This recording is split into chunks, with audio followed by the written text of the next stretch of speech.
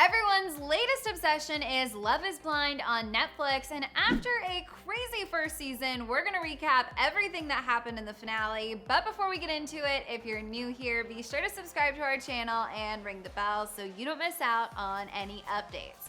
Okay, so if you haven't finished binging Love is Blind, major spoiler alert, we're going to reveal who got married, so click out if you want to be surprised.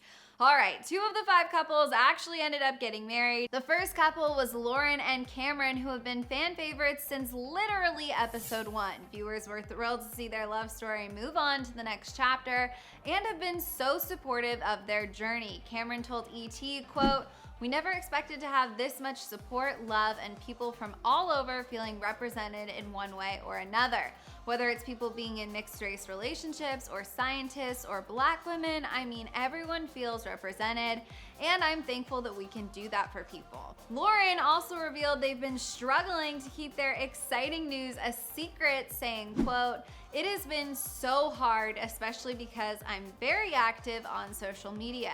Our close family and inner circle of friends knew, but outside of that, it was like the hardest secret to keep ever." The second couple to say I do was Amber and Barnett. Now, the show's concept is totally wild and out there, but Barnett gives it his full endorsement. He opened up to ET about how being in the pods really allowed them to connect on a deeper level and how for both of them, this was a chance for true love. He said, quote, "Amber and I both had relationships that didn't work out in the past, and I think that honestly, it wasn't like our last shot at love, but it was kind of like I didn't really know what else to do because nothing in the real world was sticking. I'd date for a little while and I'd get bored or it just wasn't right. It was really hard to find a connection with someone." One of the most dramatic moments from the finale was watching Giannina and Damien almost say I do. Fans were heartbroken as they watched Giannina barefoot and in her wedding dress fleeing the venue after being left at the altar by Damien. The couple has obviously moved on and opened up to ET about how difficult it was to relive such an emotionally draining moment.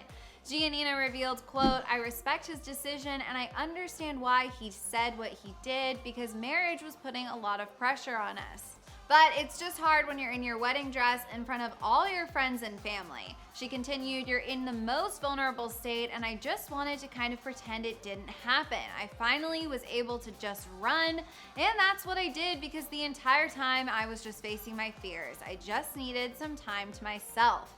And Damien elaborated on his decision saying, quote, "Our plans, no matter what, was to walk away from this together. And I see how the decision embarrassed her. It was in front of her family and friends, and that's something I wish I could take away from her every day. I never wanted her to have to go through that or experience that. It was honestly one of the hardest decisions I've ever made."